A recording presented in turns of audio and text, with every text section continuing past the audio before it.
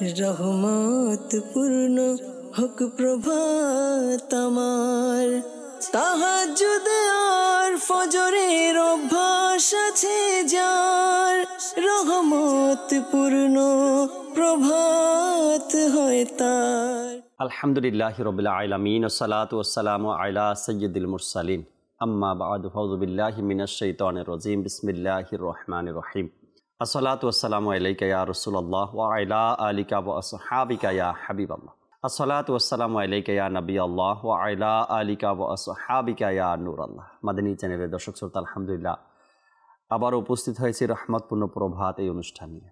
যে যেখান থেকে আমাদের অনুষ্ঠান দেখছেন, দূরে কিংবা কাছে, দেশে কিংবা প্রবাসে, সকল দর্শককে জানাই আন্তরিক মোবারকবাদ। নবী রহমত শফি উম্মত সাল্লাল্লাহু তাআলা আলাইহি ওয়াসাল্লামের আলিশান ফরমান, যে ব্যক্তি সকালে এবং সন্ধ্যায় আমার উপর 3 বার করে দুরূদ শরীফ পাঠ করবে, আল্লাহ পাক ওই ব্যক্তির ওই দিন ও রাতের গুনাহকে ক্ষমা করে দিবেন। সাল্লু আলাল হাবিব সাল্লাল্লাহু তাআলা আলা মুহাম্মদ সাল্লাল্লাহু তাআলা আলাইহি ওয়াসাল্লাম। মাদানী চ্যানেলের দর্শক শ্রোতা, রহমতপূর্ণ প্রভাত অনুষ্ঠানে কোরআনে পাকের তেলাওয়াত শুনবো, তরজমাও দেখব, পাশাপাশি হামদে বারি তাআলা, নাতে রাসূল মকবুল সাল্লাল্লাহু আলাইহি সাল্লামও শুনবো আমরা। আর আজকের অনুষ্ঠানে একটি বিষয় নিয়েছি আলোচনা করার জন্য, নেকির দাওয়াত দেওয়ার জন্য, ভালো কিছু কথা আপনাদেরকে শোনানোর জন্য ইনশাআল্লাহ তাবারক ওয়া তাআলা। আর অনুষ্ঠানে থাকবে আপনাদের কল, থাকবে আপনাদের SMS ইনশাআল্লাহুল কারীম। চলুন যে যেখানে আছি আমরা ভালো ভালো নিয়ত সহকারে কোরআনে পাকের তেলাওয়াত শুনবো। আর স্ক্রিনেও দৃষ্টি রাখুন, এই আয়াতে কারিমার তর্জমা কি এসেছে কানজুল ইমানে, তাও আমরা দেখি। এরপর ইনশাআল্লাহ তাআলা আজকের বিষয় আপনাদেরকে জানাবো। যে কোরআনে পাকের তেলাওয়াত শুনিয়ে দিই। আউযু বিল্লাহি মিনাশ শাইতানির রাজীম। বিসমিল্লাহির রহমানির রহিম। ইন্না নাহনু নুহয়িল মাউতা ওয়া নাকতুবু মা কদ্দামু ওয়া আথারহুম ওয়া কুল্লা শাইইন আহসায়নাহু ফি ইমামিন মুবিন। واضرب لهم مثلا أصحاب القرية إذ جاءها المرسلون صدق الله العظيم। আল্লাহ পাক এই কোরআনে পাকের আয়াতের মধ্যে তার কুদরতের কিছু বয়ান করেছেন। আল্লাহ বলেছেন যে নিশ্চয়ই আমি মৃতদেরকে জীবিত করব এবং আমি লিপিবদ্ধ করছি যা তারা অগ্রে প্রেরণ করেছে। আল্লাহ পাকের কুদরত কিছু বয়ান করেছেন এখানে। আল্লাহ শুধু হয়ে যাও বলবেন, হয়ে যাবে। আল্লাহ তাআলা যখন আমরা সবাই মারা যাব, তো সেখানে আমাদেরকে আবার উঠতে হবে কাল কিয়ামতের ময়দানে। আল্লাহ তাআলা মৃত ব্যক্তিকে আবার জীবিত করবেন। জীবিত উদ্দেশ্য, কাল কিয়ামতের ময়দানে উঠতে হবে আমাদেরকে। আমার আমল সম্পর্কে আল্লাহ তাআলার দরবারে আমাকে জবাবদিহিতা করতে হবে। তো এই যে কোরআনে পাকের মধ্যে আল্লাহ তাবারক ওয়া তাআলা হুঁশিয়ারি দেওয়া, আল্লাহ পাক সতর্ক করা, আল্লাহ পাক জান্নাতের রাস্তা দেখানো, প্রত্যেকটা কথা, প্রত্যেকটা বিষয় কিন্তু কোরআনে পাকের মধ্যে ইরশাদ রয়েছে। হয়তো আমরা কোরআন পড়ি, অর্থ জানি না, না হয়তো কোরআন পড়ি, এর প্রতি আমাদের গুরুত্ব কম, তেমন একটা খেয়াল করি না। কিছু ব্যক্তিকে মাঝে মধ্যে দেখবেন মসজিদে যখন জামাত সহকারে নামাজ আদায় করে, ইমাম সাহেবের তেলাওয়াতের আওয়াজ যখন তার কানে আসে, হু হু করে কান্না করে। এর পিছনে একটা কারণ, যে সে কোরআনে পাকের তেলাওয়াতের অর্থ বুঝে, যে আমি কোন তেলাওয়াত করছি আর কি তেলাওয়াত শুনছি, এই কোরআনে পাকের আয়াতের মধ্যে আল্লাহ কি ইরশাদ করছেন। যখন আমরা অর্থ বোঝার চেষ্টা করব, তখন সে নামাজের মধ্যে তৃপ্তি পাবো, তেলাওয়াতের মধ্যে তৃপ্তি পাবো। আল্লাহ পাক আমাদেরকে কোরআনে পাকের তেলাওয়াত সঠিকভাবে করা এবং তার তর্জমাও যেন আমরা জানার চেষ্টা করি। আমিরুল সুন্নাতের যে নেক আমল রিসালা আমাদেরকে দিয়েছেন, এর মধ্যে রয়েছে প্রতিদিন 3 আয়াত তর্জমা তাফসির শোনার। এটার উপর যদি আমরা আমল করতে পারি, আল্লাহ ইনশাআল্লাহ তাবারক ওয়া তাআলা অনেক বিষয় আমাদের সামনে স্পষ্ট হবে এবং আমরা জানতে পারবো। আজকেও চমৎকার একটি বিষয় নিয়েছে আলোচনা করার জন্য। আপনি দেখবেন যে মানুষের খোরাক নামে একটা শব্দ ব্যবহার করি, যেটা প্রয়োজন। যদি খাবারের দিক থেকে আলোচনা করি, মানুষের খোরাক বিভিন্ন অঞ্চলে আঞ্চলিক ভাষায় বলা হয়, সেটা হলো ক্ষুধা নিবারণ করার জন্য একটা খোরাক সেটা। আর মানুষের চাহিদাকেই মূলত খোরাক বলা হয়, মানুষের চাহিদাকে। সেম অন্তরের একটা চাহিদা আছে, হৃদয়ের একটা চাহিদা আছে, আত্মার একটা চাহিদা আছে। সেটাকে যদি আমরা একটু এভাবে দেখি যে আত্মার খোরাক কি, যেহেতু এই খোরাক চাহিদাকে খোরাক বলা হয়, এখানে আজকের বিষয় যেটা নিয়েছি আত্মার খোরাক।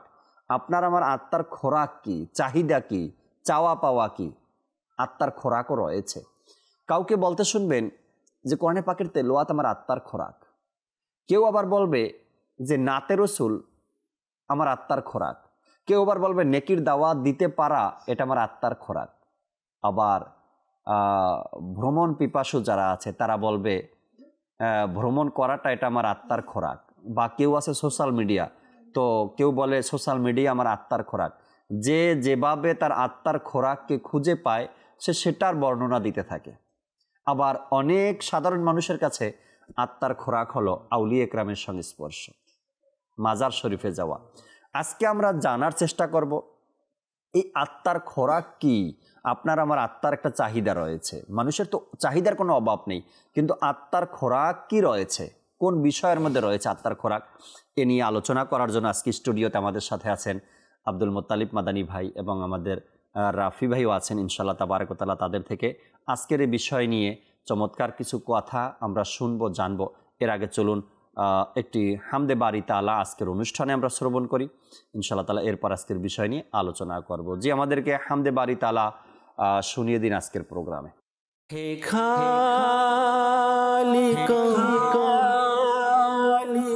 মালিক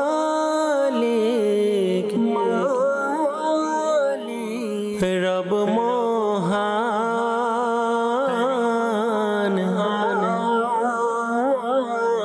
সুবহানাল্লাহ সুবহানাল্লাহ সুবহানাল্লাহ সুবহানাল্লাহ সুবহানাল্লাহ।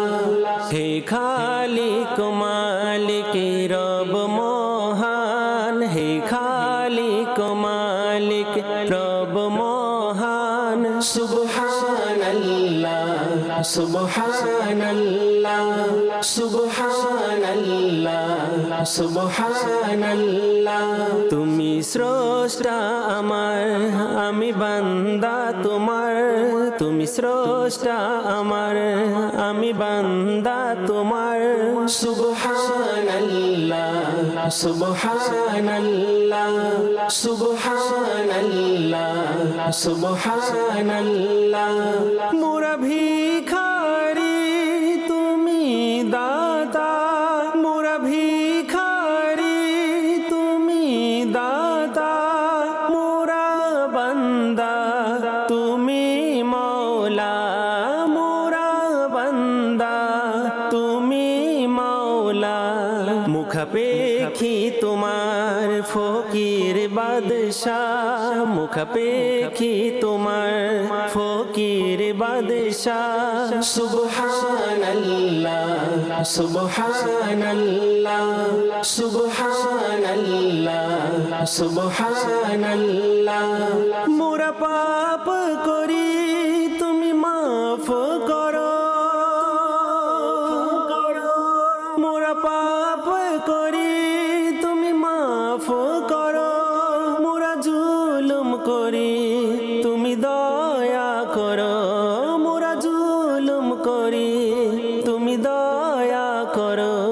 ঘিরে আছে তোমার দয়ায় দুনিয়া, ঘিরে আছে তোমার দয়ায় দুনিয়া সুবহানাল্লাহ সুবহানাল্লাহ সুবহানাল্লাহ সুবহানাল্লাহ।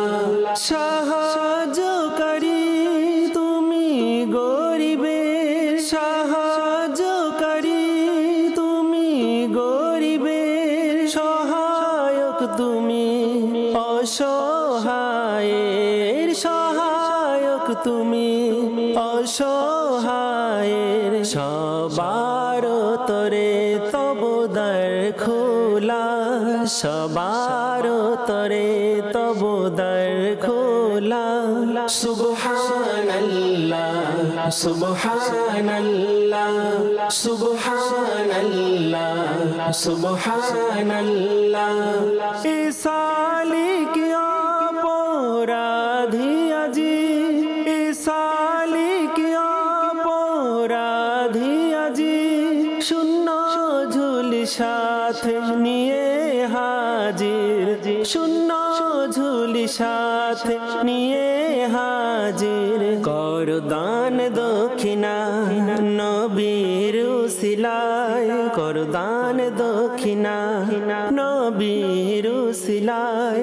সুবহানাল্লাহ সুবহানাল্লাহ সুবহানাল্লাহ সুবহানাল্লাহ। হে খালিক মালিক রব মহান, হে খালিক মালিক রব মহান।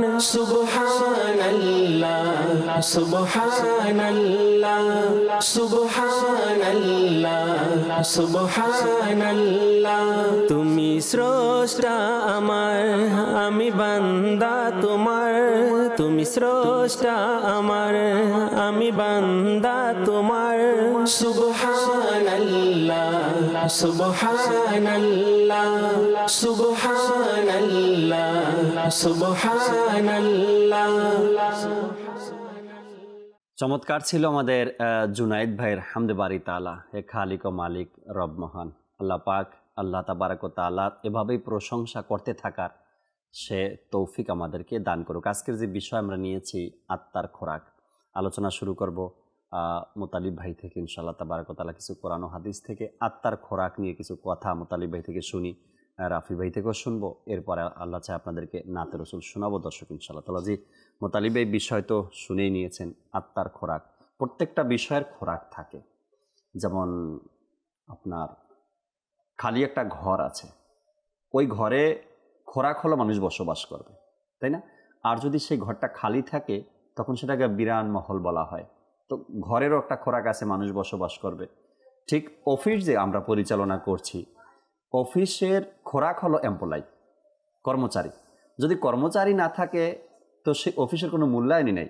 আমি অফিসার হই বা আপনি অফিসার হন, আপনারা আমার আন্ডারে যদি এমপ্লয় কাজ না করতে চায় তবে সেই অফিসার অফিস থাকে না।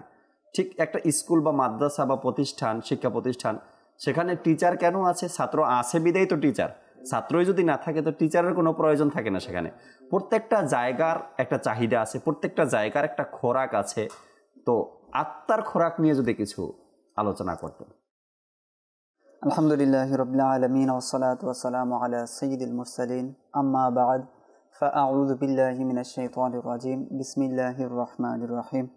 আলহামদুলিল্লাহ সুম্মা আলহামদুলিল্লাহ। আল্লাহ তাআলা আবার কিছু বলার শোনার সৌভাগ্য দান করেছেন। আল্লাহ তাআলার দরবারে লাখো কোটি শুকরিয়া। এবং যারা স্ক্রিনের সামনে আছেন, পর্দার সামনে আছেন টেলিভিশনের, তাদেরও শুকরিয়া আদায় করা উচিত যে ফিতনার জামানার মধ্যে অসংখ্য চ্যানেলের মধ্যে থেকে মাদানী চ্যানেলের মতো একটি চ্যানেল এর সামনে বসা এবং কোরআন ও হাদিস থেকে কিছু শেখার, জানার আল্লাহ তাআলা তৌফিক সুযোগ করে দিয়েছেন। তো আল্লাহ তাআলা শুকরিয়া আদায় করা উচিত। আপনি আত্মার খোরাকের ব্যাপারে বলেছেন। প্রথমত আমি আসলে আত্মা বা রূহ এর সম্পর্কে কিছু বলার চেষ্টা করব। জি। পরবর্তীতে মানুষের দেহ এবং আত্মা এর সাথে যে একটা যোগসূত্র রয়েছে সে বিষয়ে কিছু বলার চেষ্টা করব। অতঃপর যে আত্মার খোরাক আছে, যেটা পাওয়ার, সে বিষয়ে ইনশাআল্লাহ কিছু বলার চেষ্টা করব। অবশ্যই অবশ্যই। প্রথমত হচ্ছে আত্মা এবং রূহ এমন একটি কৌতূহলী বিষয় যেটা যুগ যুগ ধরে মানুষ জানার চেষ্টা করেছে। এমনকি এই যুগের মধ্যেও জি অসংখ্য ডাক্তার, অসংখ্য বৈজ্ঞানিক এটাকে জানার জন্য বিভিন্ন এক্সপেরিমেন্ট করেছে। পরবর্তীতে সরকার কর্তৃক সেই এক্সপেরিমেন্ট যখন জানতে পারছে এরকম এক্সপেরিমেন্ট আত্মাকে জানার জন্য, মানুষের কৌতূহলের শেষ নেই, অবশ্যই আত্মাকে জানার জন্য এরকম এক্সপেরিমেন্ট করছে, তখন সরকার কর্তৃক নিষেধাজ্ঞা দেওয়া হয়েছে এরকম এক্সপেরিমেন্ট করা যাবে না। অর্থাৎ এরকম একটা কৌতূহলী বিষয় হচ্ছে অভিজ্ঞতা, এই বিষয়ে অভিজ্ঞতা অর্জন করা যাবে না। অর্থাৎ যারা যে এক্সপেরিমেন্ট করছিল এটাকে জানার জন্য, বুঝার জন্য, এক্সপেরিমেন্ট গুলি ছিল ওই রকমের যেগুলো মানবতার সাথে যায় না। রাইট। তো পরবর্তীতে সরকার কর্তৃক নিষেধাজ্ঞা হয়। তো এটা যুগ যুগ ধরে হয়ে আসছে। তো এরকম একটি ঘটনা আব্দুল্লাহ ইবনে মাসউদ রাদিয়াল্লাহু তাআলা আনহু তিনি বলেন যে আমি হুজুর সাল্লাল্লাহু আলাইহি ওয়াসাল্লামের সাথে জনশূন্য একটি এলাকা দিয়ে ভ্রমণ করছিলাম যেখানে মানুষ নেই। হুজুর সাল্লাল্লাহু আলাইহি ওয়াসাল্লামের হাতে লাঠি ছিল, তিনি লাঠিতে ভর দিয়ে দিয়ে হাঁটছিলেন আর আমি হুজুর সাল্লাল্লাহু আলাইহি ওয়াসাল্লামের সাথে ছিলাম। জি। তো কিছুক্ষণ হাঁটার পর চলার পর একদল অমুসলিমের সাথে আমাদের দেখা হয়ে গেল। তো তাদের মধ্য থেকে কেউ বলল যে রূহ সম্পর্কে হুজুর সাল্লাল্লাহু আলাইহি ওয়াসাল্লামকে প্রশ্ন করো। অমুসলিম বলতে লাগলো। তো তাদের মধ্যে একটা কৌতূহল বিষয় ছিল রূহ আসলে বিষয়টা কি। রূহ সম্পর্কে তো আমরা বিভিন্ন কিতাবের মধ্যে বর্ণনা পেয়েছি, তিনি কি বর্ণনা দেন রূহ ব্যাপারে, তো তার থেকে জানি। তো আরেকদল বললো না, তিনি হয়তো এমন কোনো কথা বলবেন যেটা তোমাদের পছন্দ হবে না, এড়িয়ে চলো, প্রশ্ন করার প্রয়োজন নেই। তো বললো না, আমরা প্রশ্ন করবো, এই বিষয়টা আমাদের জানা দরকার। তো তারা কি হুজুর সাল্লাল্লাহু আলাইহি ওয়াসাল্লামকে প্রশ্ন করলো যে রূহ কি। তখন হুজুর সাল্লাল্লাহু আলাইহি ওয়াসাল্লাম চুপ হয়ে গেলেন এবং ওহী নাজিল হওয়ার যে অবস্থা কাইফিয়ত এটা হুজুর সাল্লাল্লাহু আলাইহি ওয়াসাল্লামের মধ্যে চলে এলো। তো আব্দুল্লাহ ইবনে মাসউদ রাদিয়াল্লাহু তাআলা আনহু হুজুর সাল্লাল্লাহু আলাইহি ওয়াসাল্লামের দিকে তাকিয়ে বুঝতে পারলেন যে ওহী নাজিল হচ্ছে, ওহী নাজিল হচ্ছে। আর তখনই আল্লাহ তাআলার পক্ষ থেকে এই রূহ সম্পর্কে আয়াত নাজিল হয় যে আল্লাহ তাআলা বলেন ওয়ায়াসআলুনাকা আনির রূহ, তারা তো আপনার কাছে রূহ সম্পর্কে প্রশ্ন করবে। ওয়ায়াসআলুনাকা আনির রূহ কুলির রূহু মিন আমরি রব্বি ওয়া মা উতীতুম মিনাল ইলমি ইল্লা কলিলা। হে রাসূল, আপনি বলে দিন রূহ হচ্ছে এমন একটা বিষয়, এটা হচ্ছে আল্লাহ তাআলার হুকুম। রূহ আল্লাহ তাআলার হুকুম, ওয়া মা উতীতুম মিনাল ইলমি ইল্লা কলিলা।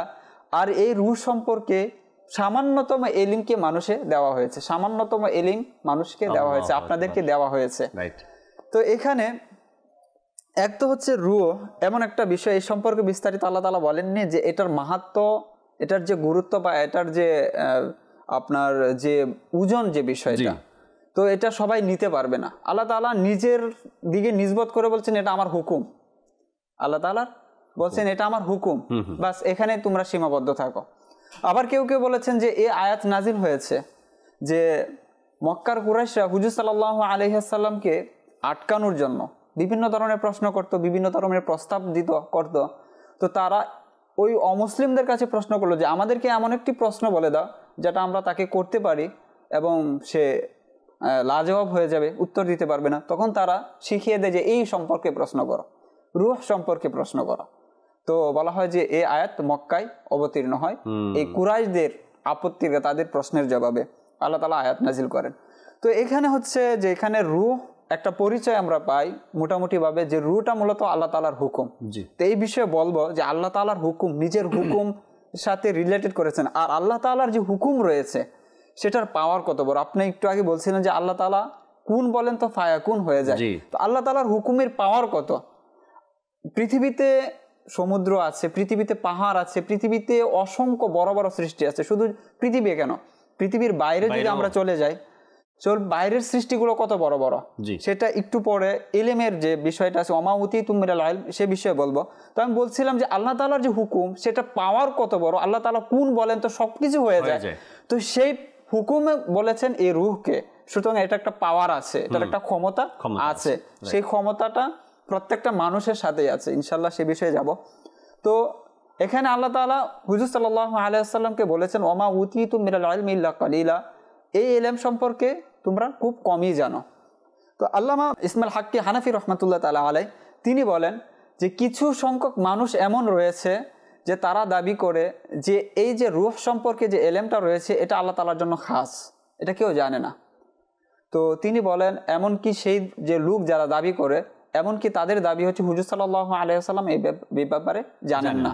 তো ইসমাইল হাক্কি হানাফি রহমাতুল্লাহ তাআলা আলাইহি তাদের জবাব দিতে গিয়ে তিনি বলেন যে হুজুর সাল্লাল্লাহু আলাইহি ওয়াসাল্লাম জানেন না, এটা তো হতে পারে না, এটা তো হতে পারে না, যার ব্যাপারে আল্লাহ তাআলা স্বয়ং বলেছেন ওয়া আল্লামাকা মা লাম তাকুন তাআলাম, আমি তো আপনাকে সেই সকল বিষয় শিক্ষা দিয়েছি যেগুলো আপনি জানতেন না। অতঃপর আল্লাহ তাআলা যে আরেকটা শব্দ বলেছেন সেই বিষয় হচ্ছে আলোচনা ওয়া কানা ফাদলুল্লাহি আলাইকা আযীমা, আমি আপনাকে এত সংখ্যক ইলম দিয়েছি আর এই ইলমের বিষয়টা আল্লাহ তাআলা বলছেন এটা আপনার উপর আল্লাহ তাআলার পক্ষ থেকে অনেক বড় ফজল। সেটা কত বড় ফজল হতে পারে যে আল্লাহ তাআলা বলছেন ওয়া কানা ফাদলুল্লাহি আলাইকা আযীমা, অনেক বড় অনুগ্রহ আপনার প্রতি। এই ব্যাপারে আল্লামা বদরুদ্দিন আইনি রহমাতুল্লাহ তাআলা আলাইহি সেম কথাই বলেছেন যে এটা হতে পারে না, হুজুর সাল্লাল্লাহু আলাইহি ওয়াসাল্লাম জানেন।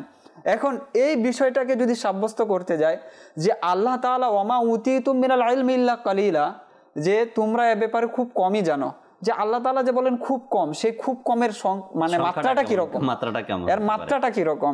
তো এর মাত্রা বোঝাতে গিয়ে বুজুর্গানের দিন তারা বলেন যে আল্লাহ তাআলা যে ছোট সামান্য বিষয়টা এভাবে বুঝতে পারি আমরা, যে পৃথিবীতে যত সংখ্যক আউলিয়া কেরাম রয়েছে এর মধ্যে ইমাম আযম আবু হানিফা রাহমাতুল্লাহ তাআলা আলাইহি রয়েছে, হ্যাঁ, আহমদ ইবনে হাম্বল রাহমাতুল্লাহ তাআলা আলাইহি রয়েছে, ইমাম মালিক রাহমাতুল্লাহ আলাইহি, ইমাম শাফি রাহমাতুল্লাহ আলাইহি, তাদের আলোচনা, তাদের কিতাবগুলো যখন আমরা শুনি তখন মনে হয় যে এলেমের মুক্তা জড়ছে।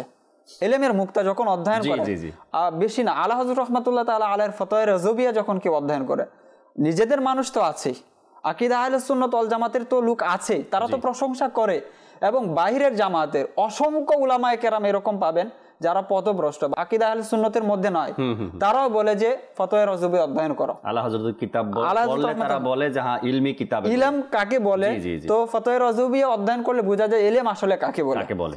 তো এই সকল আউলিয়া কেরাম উলামায়ে দ্বীন তাদের যে এলেমটা, সেই এলেমটা যদি আম্বিয়া কেরামের এলেমের সাথে তুলনা করা হয়, তো আম্বিয়া কেরামের এলেম হচ্ছে সমুদ্র আর তাদের হচ্ছে একটা ফোঁটা। আল্লাহু আকবার। আম্বিয়া কেরামের এলেম হচ্ছে সমুদ্র, তাদের হচ্ছে একটা ফোঁটা। এখন সকল আম্বিয়া কেরামের এলেমকে যদি হুজুর সাল্লাল্লাহু আলাইহি সাল্লামের এলেমের সাথে তুলনা করা হয়, তাহলে সকল আম্বিয়া কেরামের এলেম হচ্ছে এই হুজুর সাল্লাল্লাহু আলাইহি সাল্লামের এলেমের মহাসমুদ্রের তুলনায় একটি ফোঁটা। আল্লাহু আকবার। আর হুজুর সাল্লাল্লাহু আলাইহি সাল্লামের এলেম আল্লাহ পাকের এলেমের তুলনায় একটি ফোঁটা, মহাসমুদ্র আল্লাহ তাআলা, যাও এটা বুঝানোর ক্ষেত্রে। তো এটাই খিজির আলাইহিস সালাতু ওয়াস সালাম তিনি হযরত মুসা আলাইহিস সালামকে লক্ষ্য করে যখন তারা সফরে বের হয়েছিলেন এবং নৌকার উপর আরোহণ করেছিলেন, তখন একটি পাখি এসে নৌকা থেকে নদীতে ঠুকর দিল, দুটি ঠুকর দিল, মুখের মধ্যে সামান্য পানি এসছে। আর খিজির আলাইহিস সালাম মুসা আলাইহিস সালামকে বলেছিলেন যে আমার আর আপনার এলেম আল্লাহ তাআলার এলেমের তুলনায় এই পাখির ঠুকরের মতো। আসলে চমৎকার বিষয় একটা তুলে ধরেছেন যে আল্লাহ তাবারক ওয়া তাআলা যেখানে বলেছেন যে সংক্ষিপ্ত কম, সেখানে আল্লাহ তাআলার কাছে সংক্ষিপ্তটা যদি এমন হয়, তো সেখানে তার যদি বলা হয় অসংখ্য নিয়ামত আপনাকে দেওয়া, ওয়াকানা ফাদলুল্লাহি আলাইকা, সেই নিয়ামতের বা ফজলের যে বিষয়টা আসবে সেটা কত পরিসংখ্যক, সেটা তো আরেকটা আয়াত আছে না যে সূরা কাউসারের ব্যাপারে যখন তাফসিরের মধ্যে সাইয়েদে আলা হযরত রাহমাতুল্লাহি তাআলা নিয়ে আসেন যে আল্লাহর রাসূলকে আল্লাহ তাবারক ওয়া তাআলা কাউসার দান করেছেন, সেই কাউসারকে বুঝাতে গিয়ে আবার এক আয়াতে কারিমা ওখানে টেনেছেন যেখানে দুনিয়াকে কলিল বলেছেন আল্লাহ তাআলা, না মাতাউদ দুনিয়া কলিল, এরকম একটা আয়াতে কারিমা আছে। তো সেখানে এই দুনিয়ার পাহাড় পর্বত নদী নালা এত বড় পৃথিবীকে আল্লাহ বলেছেন যেটা একদম সংক্ষিপ্ত কলিল বলেছেন আয়াতে কারিমার মধ্যে। এরপরে আল্লাহ রসুলকে যে নিয়ামত দিয়েছেন কাউসার, সেই কাউসারের বিবরণ যে এখানে অসংখ্য নিয়ামতের কথা। তো যেখানে আল্লাহ তাআলা সংক্ষিপ্ত জিনিসটা আল্লাহ তাআলার কাছে সংক্ষিপ্ত, সেটা এত বড় দুনিয়াটা যা কিছু আছে সবের মধ্যে, সেখানে আল্লাহ বলছেন এই যে দুনিয়া তোমরা দেখো এটা একদম ছোট সংক্ষিপ্ত। আর কাউসারের বর্ণনা করতে গিয়ে সেখানে বহু নিয়ামতের কথা সেখানে চলে আসে। এই বিষয়টা ওয়ামা উতীতুম মিনাল ইলমি ইল্লা কালিলা, কালিলা কিন্তু এখানেও আছে, জি এখানেও আছে, যে সামান্যতম জ্ঞান তোমরা পেয়েছো। এখন সামান্যতম যদি আমরা আমাদের বুজুর্গানের দিনের দিকে দেখি তো তাদের এলম কত, আমাদের কাছে সেটা মহাসাগর। এমনও লোক আছে সাইয়েদে আলা হযরত রাহমাতুল্লাহি তাআলা আলাইহির উপরে পিএইচডি করছে কিন্তু শেষ করতে পারেনি, কত কি এখনো বাকি রয়ে গেছে তার জন্য। তাই তিনি তো আসলে বলা হয় যে ওই সময়ের যুগে যত সাবজেক্ট আছে, এখন তো ধরেন বায়োলজি, কেমিস্ট্রি, এই ধরনের সাবজেক্ট, তারপর সে ম্যাথস, ঠিক আছে, জীববিজ্ঞান, এই যে বিভিন্ন বিষয়গুলো আপনার যে বিষয়গুলো আমরা এখন সামনে পাই, তার জমানায় যত বিষয় ছিল আল্লাহ হযরত রাহমাতুল্লাহ তাআলা আলাইহির সামনে যে বিষয়টা এসেছে সেই বিষয়টা তিনি একদম শেষ পর্যন্ত, অর্থাৎ মানুষের জানার যেখানে শেষ তিনি সেই পর্যন্ত পৌঁছেছেন। আল্লাহ তাআলা যে সক্ষমতা মানুষদেরকে দিয়েছেন সেই জায়গায় পৌঁছেছেন। তাদের এলেম হচ্ছে ওই মাপের, আমাদের সামনে সেগুলো হচ্ছে মহাসমুদ্র। আর সেই মহাসমুদ্রকে বুজুর্গানের দিন এভাবে তুলনা করেছেন যে এক একটা স্তর যে রয়েছে, এক একটা স্তরের তুলনায় আরেকটা হচ্ছে সামান্য ক্ষুদ্র। আমরা যদি অ্যানিমেশনের ভিডিও বিভিন্ন সময় দেখি, যখন পৃথিবী তো সমগ্র পৃথিবী আমাদেরকে ঘুরে শেষ করা সম্ভব না একজন ব্যক্তির পক্ষে, তো পৃথিবীটা আমাদের কাছে অনেক বিশাল, অনেক বড়। এই পৃথিবীটাকে যখন অ্যানিমেশন ভিডিওর মাধ্যমে সূর্যের কাছে নিয়ে রাখা হয়, তখন সূর্যটা কাছে পৃথিবীটাকে দেখাই যায় না। অর্থাৎ সূর্য পৃথিবীর চেয়ে 13 লক্ষ গুণ বড়। 13 লক্ষ পৃথিবী হলে একটা সূর্যের সমান হবে। যখন পৃথিবীটাকে ওইটার কাছে গিয়ে রাখা হয় না অ্যানিমেশন ভিডিওর মধ্যে, তখন পৃথিবীটাকে মনে হয় সামান্য, পৃথিবীটাকে সামান্য, আল্লাহ তাআলার সৃষ্টি। আবার সেই সূর্যকে যখন অপর একটা তারকার কাছে নিয়ে, নক্ষত্রের কাছে নিয়ে রাখা হয়, তখন সেই সূর্যটাকে দেখা যায় এতটুকু। আল্লাহ তাআলার সৌর বা আল্লাহ তাআলার সৃষ্টি এত বিশাল। তো আল্লাহ তাআলা যখন এই সব বিষয়গুলো আমাদের বুঝতে পারে যে কলিল আসলে কি, আল্লাহ তাআলার নিকট কলিল আসলে বিষয়টা কি, যে সংক্ষিপ্ত শব্দটা এটা কি এটা তখন আমাদের বুঝে আসে। তো অনুরূপ ভাবে ওয়ামা উতীতুম মিনাল ইলমি ইল্লা কলিল আল্লাহ তাআলা হুজুর সাল্লাল্লাহু আলাইহি ওয়াসাল্লামকে বলেছেন। তো সেটাও আমাদেরকে একটু হলেও আমরা অনুধাবন করতে পারি যে সে কলিল বিষয়টা কি। আর যখন ওয়াকানা ফাদলুল্লাহি আলাইকা আজিমা চলে আসবে, তখন সেটা যে কত বিশাল হতে পারে সেটাও আমরা একটু মোটামুটি বুঝতে পারবো। যে রূহ সম্পর্কে হুজুর সাল্লাল্লাহু আলাইহি ওয়াসাল্লামের ইলম ছিল এবং আল্লাহ তাআলার পক্ষ থেকে যতটুকু প্রকাশ করার অনুমতি ছিল হুজুর সাল্লাল্লাহু আলাইহি ওয়াসাল্লাম ততটুকু প্রকাশ করেছেন এবং সকল ক্ষেত্রে বিধানই এটাই। কিয়ামত সম্পর্কে প্রশ্ন করা হলে হুজুর সাল্লাল্লাহু আলাইহি ওয়াসাল্লাম আল্লাহ তাআলার পক্ষ থেকে যতটুকু প্রকাশ করার অনুমতি ছিল ততটুকু প্রকাশ করেছেন, আর যেটা অনুমতি ছিল না সেটা প্রকাশ করেন। এটাই হচ্ছে আকীদা আহলে সুন্নাত ওয়াল জামাত। আল্লাহ তাআলা বোঝার তৌফিক দিক। আসবো আবার মুতালিবের কাছে চমৎকার কথাগুলো শোনার জন্য। আত্মা নিয়ে কিছু ভুল চিন্তা ভাবনা কেউ দূর করতে হবে আজকের অনুষ্ঠানে। প্রোগ্রামের টপিক যখন নিয়েছি তখনই আমার একটা চিন্তা ভাবনা ছিল আত্মা নিয়ে কিছু ভুল মানে ধারণা সর্বসাধারণ মানুষের মধ্যে, কিছু মানুষের মধ্যে এটা আসে।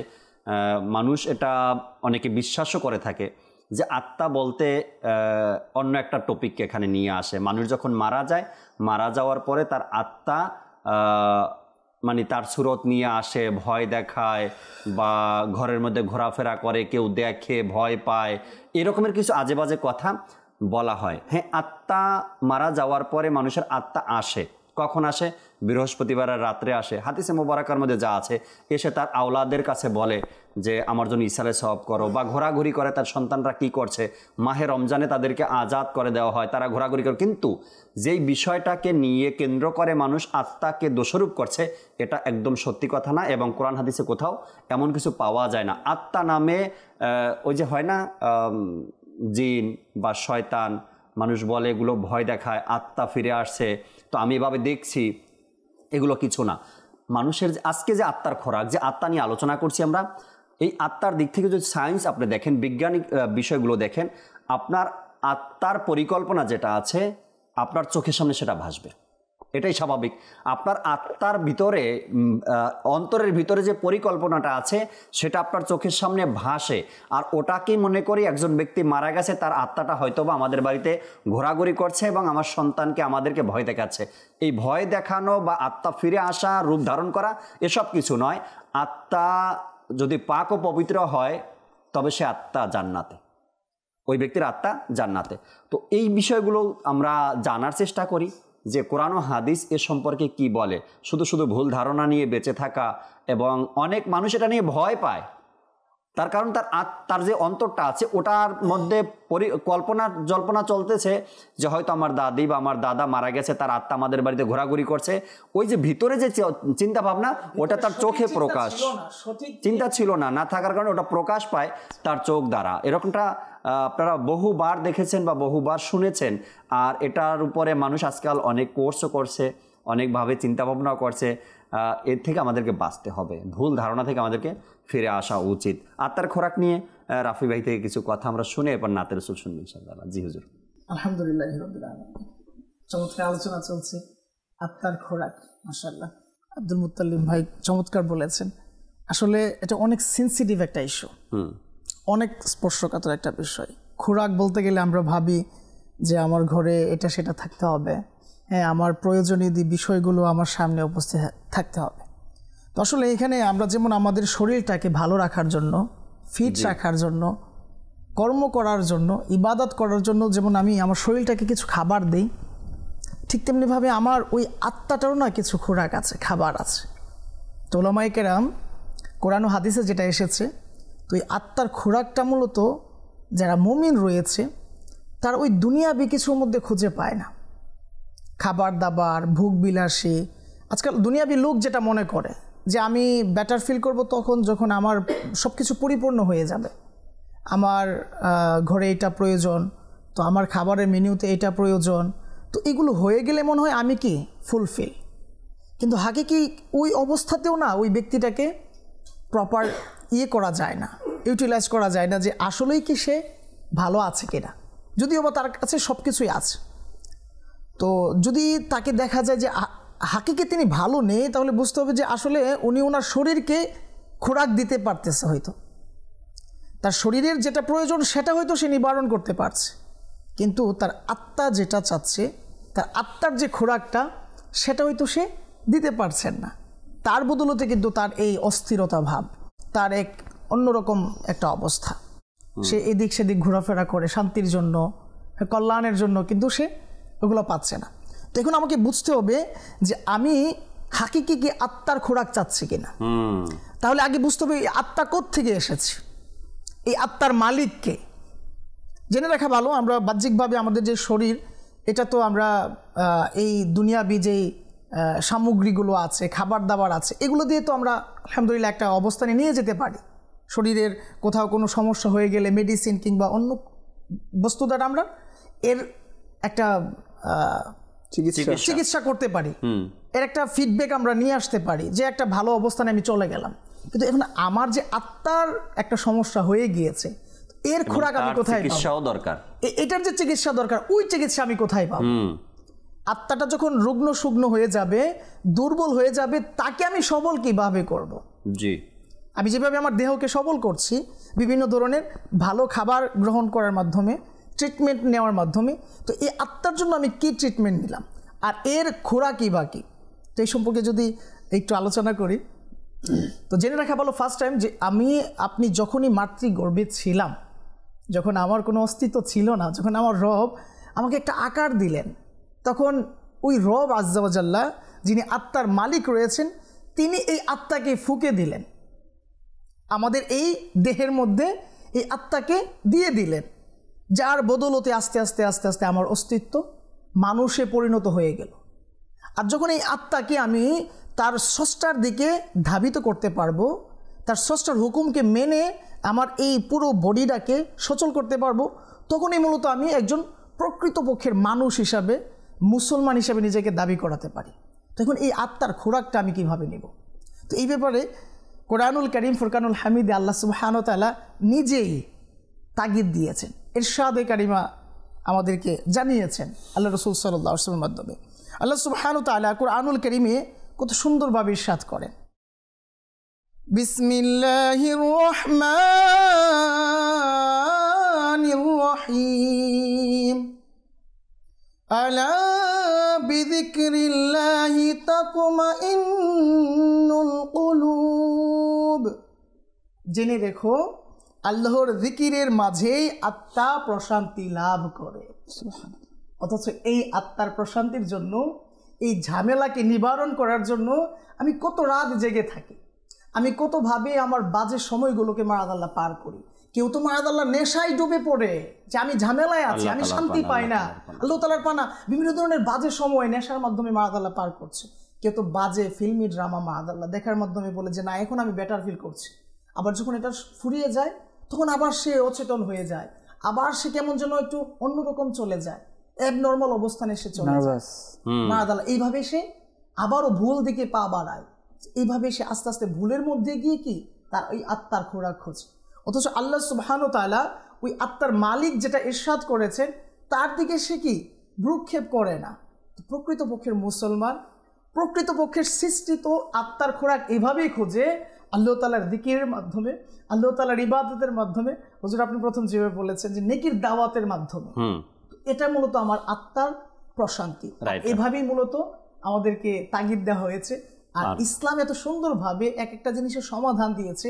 আসলে সায়েন্স বলি কিংবা মানুষের চিন্তা ভাবনা বলি, সব কিছু এর ধারে কাছেও না। অনেক গবেষক আজকাল আছে, অনেক সোসাইটি আজকাল আছে, অনেক ডিপার্টমেন্ট আছে, অনেক অর্গানাইজেশন আছে, এক একটা পদ্ধতি আমাদের সামনে নিয়ে আসতেছেন। এর বিনিময়ে কি প্রশান্তি পাওয়া যাবে, এটা করতে হবে, সকাল সন্ধ্যা এইভাবে এইভাবে এই রুটিন মোতাবেক চলেন, আপনার প্রশান্তি চলে আসবে। এন্ড অফ দ্য ডে কিছুই না, এন্ড অফ দ্য ডে কিছুই না। কিন্তু হাকিকি তো তারাই প্রশান্তি পেয়েছে যারা সকাল এবং সন্ধ্যা তার মনিবের দরবারে হাজিরি দিতে পেরেছে, জিকির করতে পেরেছে, অধিকার ইবাদত করতে পেরেছে। তো এই ব্যাপারে অনেক চমৎকার তথ্য উঠে এসেছে। আল্লাহ তাআলার প্রিয় হাবিব সাল্লাল্লাহু আলাইহি সাল্লামের মাধ্যমে আল্লাহ সুবহানাহু ওয়া তাআলা আমাদের কল্যাণের প্রত্যেকটা বিষয়, আমাদের জন্য যা প্রয়োজন তা জানিয়েছেন। একবার নবী করিম রউফুর রহিম সাল্লাল্লাহু আলাইহি সাল্লামের খিদমতে এক সাহাবী রাদিয়াল্লাহু তাআলা আনহু উপস্থিত হলেন, আর উনি এইভাবে আরজ করতে লাগলেন, ইয়া রাসূলুল্লাহ সাল্লাল্লাহু আলাইহি সাল্লাম, সবচেয়ে বড় জিহাদকারী ব্যক্তি কে? সবচেয়ে মর্যাদাবান যোদ্ধা কে, সৈনিক কে? তখন আল্লাহ নবী সাল্লাল্লাহু আলাইহি ওয়াসাল্লাম ইরশাদে বলেন, সবচেয়ে বেশি জিকির কারণেওয়ালা। সুবহানাল্লাহ। যখন আবার ওই সাহাবী রাসূল রাদিয়াল্লাহু তাআলা আনহু উনি যখন আবার আরজ করলেন, ইয়া রাসূলুল্লাহ সাল্লাল্লাহু আলাইহি ওয়াসাল্লাম, সবচেয়ে বড় রোজাদার ব্যক্তিকে, মানে রোজাদারদের মধ্যে যদি আমি একটা ডিফাইন করি, একটা যদি আলাদা স্তর নির্ণয় করতে চাই, ধরুন 100 জন রোজা রেখেছে, এর মধ্যে সবচেয়ে বেশি কার ফজিলত হবে? তখন আল্লাহ নবী সাল্লাল্লাহু আলাইহি সাল্লাম ইরশাদ করলেন, যে বেশি জিকির কারণেওয়ালা। সুবহানাল্লাহ। এইভাবে যখন একের পর এক প্রশ্ন করতে লাগলেন ওই সাহাবী, ওইখানে ফারুকে আজম রাদিয়াল্লাহু তাআলা আনহু ছিলেন, মাজারের সাথী, গুহার সাথী, ইসলামের প্রথম খলিফা সিদ্দিক আকবর রাদিয়াল্লাহু তাআলা আনহু ছিলেন। তখন সিদ্দিক আকবর রাদিয়াল্লাহু তাআলা আনহু আর ফারুকে আজম রাদিয়াল্লাহু তাআলা আনহু কথোপকথন করতেছেন যে হায় হায়, যারা আল্লাহ তাআলার জিকিরকারী তারা কতই না সৌভাগ্যবান, তারা কতই না অগ্রগামী। পরবর্তী সময় আল্লাহ নবী সাল্লাল্লাহু আলাইহি ওয়াসাল্লাম ইরশাদ করেন যে তোমরা জিকিরকারীদের মধ্যে শামিল হয়ে যাও, সুবহানাল্লাহ, আল্লাহ তাআলার স্মরণের মধ্যে শামিল হয়ে যাও। তো আজকে আমি আর এই জিকিরকে বলা হয়েছে আত্মার প্রশান্তি। আত্মার প্রশান্তি। আর আত্মার প্রশান্তি যদি আমাদের খুঁজতে হয়, তবে আমাদেরকে আল্লাহ তাআলার জিকির, নাতে রসুলে মকবুল, কোরআনে পাকের তেলাওয়াত, নামাজ, এর মধ্যে আমাদের সময় অতিবাহিত করতে হবে, তবে আমাদের আত্মার প্রশান্তি মিলবে। আত্মার যেমনিভাবে প্রশান্তির কথা কোরআনে পাকের মধ্যে এসেছে, আজকে আমরা আত্মার খোরাক নিয়ে কথা বলছি। ফের আত্মার অসুস্থ হয়ে যায় কেন, এ বিষয় নিয়ে হয়তো আমাদের নিচে আলোচনা হয়েছে। আত্মা সুস্থ থাকবে কিভাবে, এরও ভিন্ন ভিন্ন টপিক আছে। এবং আত্মার প্রশুদ্ধি দরকার না, শুদ্ধতা দরকার আত্মার, এ নিয়েও ভিন্ন ভিন্ন আলোচনা হয়েছে। এবং আত্মা নিয়ে আজকের প্রোগ্রামে মোতালিব ভাইও চমৎকার কিছু তথ্য দিলেন শুরুতেই। এই আত্মার উপরে জুলুমও হয় আবার, যে আত্মা নিয়ে আলোচনা করছি আমরা, এই আত্মার উপরে আবার জুলুম হয়। জুলুম কিভাবে হয় আর এর ব্যাপারে কোরআনে পাকের মধ্যে কি কি আয়াতে কারিমা আছে, তাও আজকে কিছু আপনাদের সাথে শেয়ার করার চেষ্টা করব। এর আগে চলুন আমরা একটি নাতে রসুলে মকবুল সাল্লাল্লাহু তাআলা আলাইহি ওয়াসাল্লাম আজকের অনুষ্ঠানে অ্যাড করি, শুনি আমরা সবাই মিলে, আর নাত শুনবো, এরপরে কলগুলোও নেওয়ার চেষ্টা করবো আপনাদের। জি, আমাদেরকে নাতে রসুল শুনিয়ে দিন। কি যে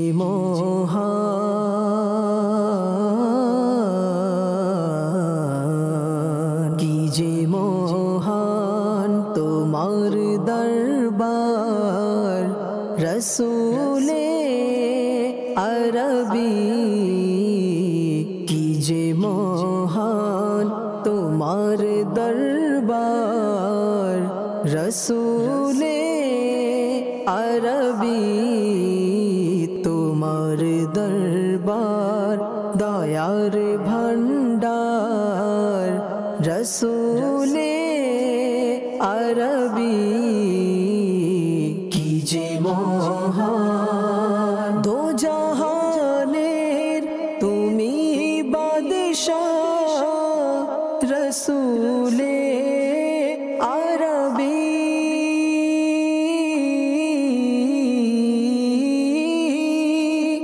দো জাহানের তুমি বাদশাহ, রসূলে আরবি, তুমি নবীদেরও সরদার, রসূলে আরবি, তুমি নবীদেরও সরদার, রসূলে আরবি, কি যে মহান, অসহায়দের তুমি সহায়, রসূলে আরবি, জাহানে যেদিকে তাকাই দরদি আর তো কেহ নাই, জাহানে যেদিকে তাকাই দরদি আর তো কেহ নাই জানি যে তুমি রহমতের ভান্ডার ইয়া রাসূলুল্লাহ জানি যে তুমি রহমতের ভান্ডার ইয়া রাসূলুল্লাহ ইয়া হাবিবাল্লাহ অসহায়দের তুমি সহায় রাসূলে আরবী দুঃখীদের প্রতি তুমি উদার রাসূলে আরবী দুঃখীদের প্রতি তুমি উদার রাসূলে আরবী কি যে মহান অশ্রু ভেজা নয়ন নিয়ে যখন আসব রাজা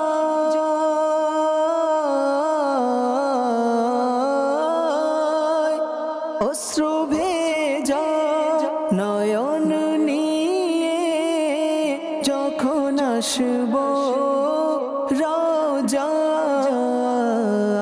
রাজায় দিও মোরে তোমার দিদার রাসূলে আরবী দিও মোরে তোমার দিদার রাসূলে আরবী কি যে মহান খালি হাতে ফিরে নি কেউ তোমার দরবার হতে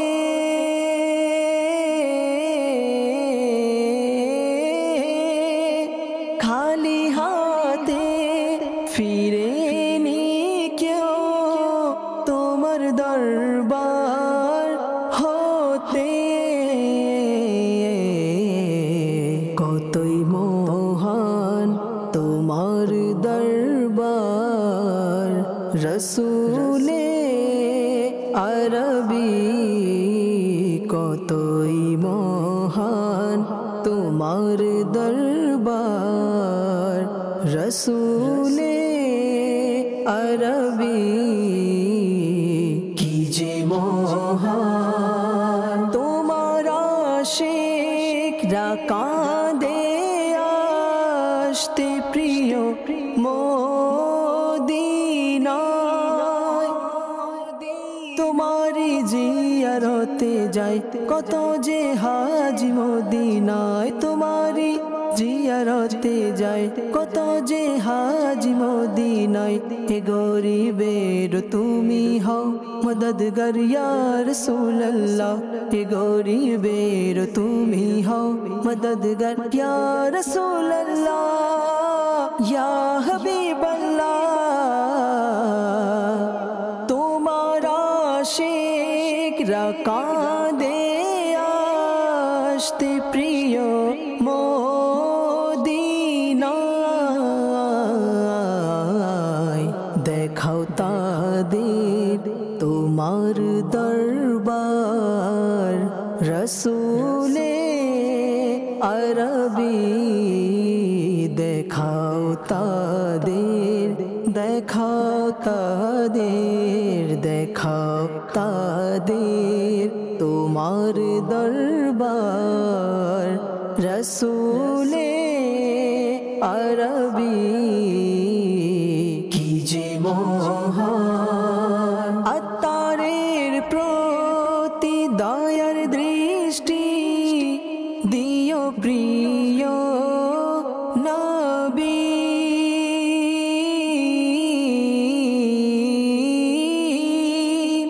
আত্মারের প্রতি দয়ার দৃষ্টি দিও প্রিয় নবী বলে দাও তাকে তোমার গোলাম রাসূলে আরবী বলে তাকে তোমার গোলাম রসূলে আরবি কি যে মহান তোমার দরবার রসূলে আরবি তোমার দরবার দয়ার ভান্ডার রসূলে আরবি কি যে মহান। মাশাআল্লাহ মাশাআল্লাহ, চমৎকার এক কালাম আমরা শুনলাম মাদানী চ্যানেলের প্রোগ্রাম রহমতপূর্ণ প্রভাতে। হয়তো এই কালাম এর আগে অনেকবার শুনেছেন। যখনই দেখবেন না কি আপনার আত্মার অশান্তি কাজ করছে, আপনার অশান্তি লাগতেছে, এর মানেই হলো আত্মা আপনার শান্তিতে নেই, আপনার আত্মার মধ্যে কিছু মরিচা জমে গেছে, হয়তো কখনো না কখনো কোনো কারণে আত্মার উপরে জুলুম হয়ে গেছে, আর এর কারণেই আপনি প্রশান্তি পাচ্ছেন না। তখন আপনি আল্লাহ রসুলের শানে নাতে রসুল শুনেন, দেখবেন আত্মার খোরাক আপনার মিলে যাবে। আর এই জন্যই আশিকরা বলে নাতে রসুল হলো আশিকদের আত্মার খোরাক। আল্লাহ পাক আমাদেরকে নাতে রসুলের মাধ্যমে অন্তরের ইশকে রসুল যেন আমরা বাড়াতে পারি, সে তৌফিক আল্লাহ দান করুক। দর্শকের কিছু কল শুনবো, এরপর আল্লাহ চাই আলোচনায় আবারও ফিরবো। জি, কল শুনিয়ে দিন। আমি মোহাম্মদ রাশেদ হোসেন, আমি পঞ্চগড় থেকে বলছি। আমি আজকের আপনাদের প্রোগ্রামটা দেখতেছি, তো অনেক ভালো লাগতেছে। আমাদের জন্য দোয়া করবেন। করে আপনার জন্য আল্লাহ তাআলা আপনাকে ভালো রাখুক, সুস্থ রাখুক এবং সবসময় মাদানী চ্যানেলের সাথে থাকবেন এই আশাও রাখি। পরবর্তী কল দেন। বগুড়া জেলা থেকে বলতেছিলাম, আপনার মাদানী চ্যানেলের কথাগুলো প্রতিদিন সকালে কথাগুলো শুনতে অনেক ভালো লাগে। দোয়া করি আমার জন্য। দোয়া করি আপনার জন্য, আল্লাহ আপনাকেও ভালো রাখুক। পরবর্তী কল দেন। আমার নাম সাইফুল ইসলাম। মাদানী চ্যানেল আমার খুব ভালো লাগে, সবসময় আমি দেখি। টিভি সাইডেই আমাদের সবাই মাদানী চ্যানেলই আমরা দেখি। আমি দোয়া চাইবো সবার কাছে। মাশাআল্লাহ, দোয়া করি আপনার জন্য। তবে 3 দিনের সুন্নাতে পড়া ইজতেমার দাওয়াত সবাইকে। অবশ্যই আপনারা আসতেছেন এবং কিভাবে আসতেছেন, কে কোন এলাকা থেকে আসতেছেন তাও কিন্তু আমাদেরকে জানাতে পারবেন। পরবর্তী কল দেন। আমার নাম মোহাম্মদ ইউসুফ আলী। এটা আমি দেখি, বাড়িতে বাড়িয়ালেও দেখে, ভালো লাগে। মেলা জিনিস আমি শিখছি আর কি। আপনারা ভালো আছেন? আল্লাহর কাছে দোয়া করি। জি আলহামদুলিল্লাহ, আমরা ভালো আছি। আপনাদের দোয়া আমাদের সাথে আছে এবং আপনাদের জন্য দোয়া, আল্লাহ আপনাদেরকেও ভালো রাখুক। পরবর্তী কল দেন। নজরুল ইসলাম, ঢাকা মিরপুর সারাপাড়া। আপনাদের চ্যানেল দেখতেছিলাম, অনেক সুন্দর লাগতেছে বয়ান, আরো অনেক সবসময় সকালে দেখি। আমার পরিবারের সবাই মাদানী চ্যানেল দেখে, তাদের কাছে অনেক ভালো লাগে। আমার পরিবারের জন্য দোয়া করেন। আল্লাহ পাক আপনাদেরকে সবাইকে ভালো রাখুক। যেহেতু আপনি ঢাকা থেকে কল করছেন, আপনার জন্য 3 দিনের সুন্নাতে পড়া ইজতেমার ময়দান একদম কাছে। আপনি আসবেন, আপনার ভাই ব্রাদার যারা আছে, বন্ধু বান্ধব যারা আছে তাদেরকে নিয়ে আসবেন ইনশাআল্লাহ তাবারক ওয়া তাআলা। আমি একটা শর্ট ভিডিও দেখছি মাদানী চ্যানেলে, সোশ্যাল মিডিয়াতে। একজন ভাই তার কোনো ডিলারের সাথে কথা বলতেছিল, তো ডিলার বলতেছিল আমার এই কাজটা 20 তারিখের আগে কমপ্লিট করতে হবে। মালিক পক্ষ বলতে লাগলো ভাই 20 তারিখে আমি পারবো না, আমাকে ক্ষমা করবেন, আমি 19 তারিখ থেকে 3 দিনের সুন্নাতে পড়া ইজতেমায় থাকবো। তো বললো আপনারাও কি ইজতেমাতে যান? তো আগত ব্যক্তি বলল হ্যাঁ আমরাও যাই। তো এরপর দুজনের মধ্যে আবার মীমাংসা হলো। তারা বললেন যে ঠিক আছে, তাহলে ইজতেমার পরেই আমাদের এই কাজটা কমপ্লিট হবে 25 তারিখে, কিন্তু 3 দিনের ইজতেমাতে আমরা একসাথে যেতে চাই। তখন তারা গাড়ি বুকিং কিভাবে করবেন, একটা করবেন না 2টা করবেন, তো চাইলে কিন্তু আপনিও পারেন। দিনের দাওয়াত দিলে কোনো মুসলমান আপনাকে বাধা দিবে না, দিনের দাওয়াত দিলে কেউ আপনাকে গালমন্দ করবে না। ওই দিন এখন আর নেই। দিনের দাওয়াত দিলে কেউ আপনাকে ফিরিয়ে দিবে না। হ্যাঁ, আপনি বাবাকে দাওয়াত দিলেন, বাবা না গেলে ছেলে যাবে। আপনার কাজ হলো দাওয়াত পৌঁছে দেওয়া। 3 দিনের সুন্নাতে পড়া ইজতেমা এর দাওয়াত আপনার দায়িত্ব হলো পৌঁছে দেওয়া। এখন গত বছর আমি দেখলাম যে এক এলাকা থেকে একজন ভাই আসছেন। কিভাবে আসছেন? মাদানী চ্যানেলের দাওয়াত পেয়ে আসছি। আচ্ছা, আপনি একা কেন আসছেন? একা আর বোকা একটা শব্দ শুনছেন হয়তো বা, একা আর বোকা। তো একা কেন আসছেন? আপনি চাইলে কি আপনার বয়সের, আপনার সমবয়সী 2-4 জনকে নিয়ে আসতে পারতেন না? দাওয়াত আপনি দিবেন, সফলতা কখনো আপনার হাতে না, সফলতার মালিক আল্লাহ তাআলা। আল্লাহ তাআলা সফলতা দিবেন। হ্যাঁ, আমাদের কাজ হলো প্রচেষ্টা চালিয়ে যাও। আমি এখানে বসে কথা বলছি, আমি কি এটা বলছি যে সফলতা আমার আসবে? না, আমি দাওয়াত দিচ্ছি। আল্লাহ যদি কারো অন্তরে এই দাওয়াত গিয়ে লেগে যায় আল্লাহর দয়ায়, তবে সে ইজতেমাতে চলে আসবে। এই আশা নিয়েই দাওয়াত দিচ্ছি আপনাদেরকে।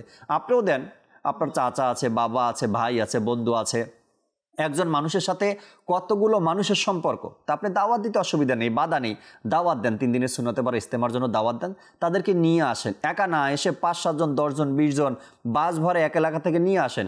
যখন সবাই মিলে এক জায়গাতে বসে 3 দিনের সুন্নতে পারা ইজতেমা দেখবে, শুনবে, অনুভব করবে, তখন তারা বলবে না তুমি একটা ভালো জায়গাতে আমাদেরকে নিয়ে আসছো। তো আশা রাখি ইনশাআল্লাহ তাআলা নিজ দায়িত্বে দাওয়াতও দেবেন। কথা বলছিলাম মোতালিব ভাই কালাম শোনার আগে, কল শোনার আগে, আত্মার প্রতি মানুষ জুলুম করে, আর সে জুলুমটা গুনাহের মাধ্যমেই হয়।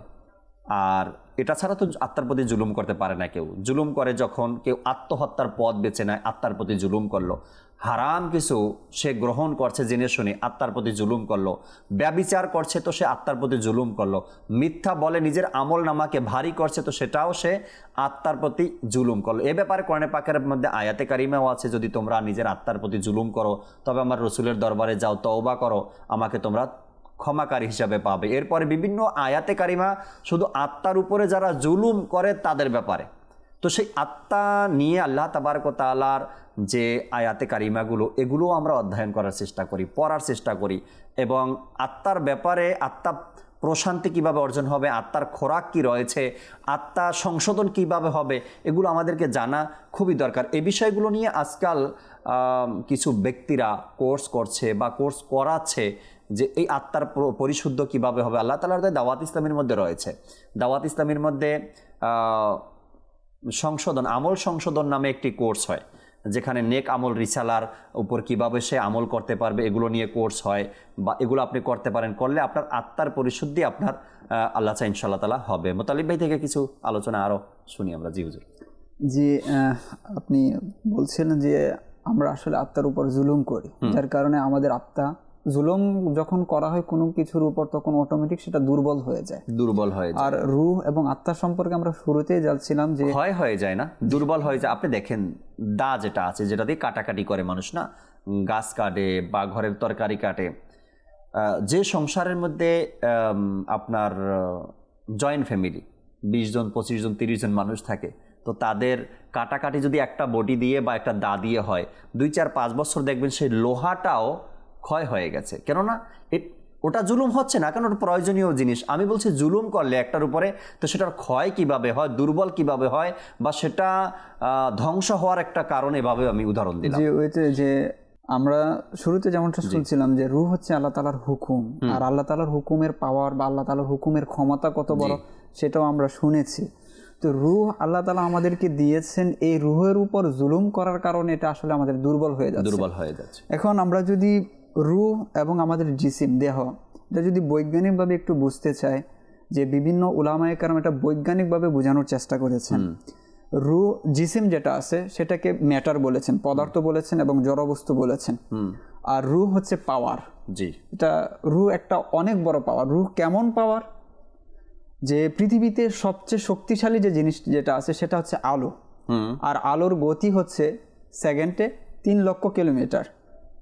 এরপরে যদি আমরা আমাদের শব্দের কথা বিবেচনা করি, যে শব্দের একটা গতি আছে, একটা পাওয়ার আছে, যে শব্দের পাওয়ার আলোর পাওয়ারের তুলনায় খুবই কম, সামান্য, কিন্তু তারপর আমি বলছি সাথে সাথে আপনার কানে পৌঁছে যাচ্ছে। এটা একটা পাওয়ার আছে, একটা ক্ষমতা আছে, শক্তি আছে।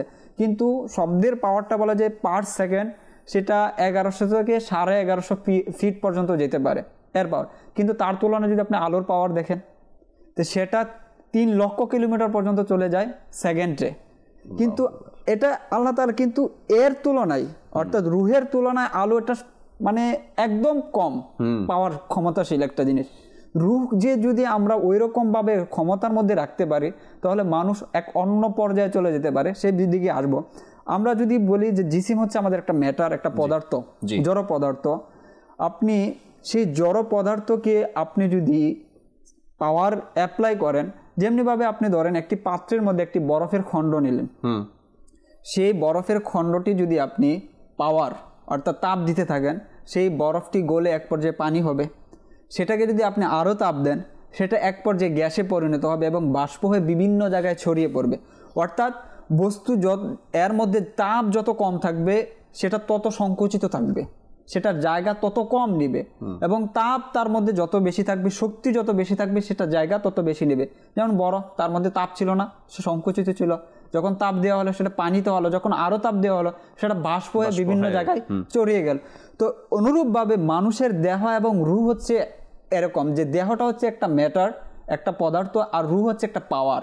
এই পাওয়ার আপনি যত বেশি পাওয়ারকে পাওয়ার দিবেন, এটা যত বেশি আপনি এটাকে ক্ষমতা দিবেন, শক্তি দিবেন, এটা জিসিমকে তত বেশি সম্প্রসারিত করবে।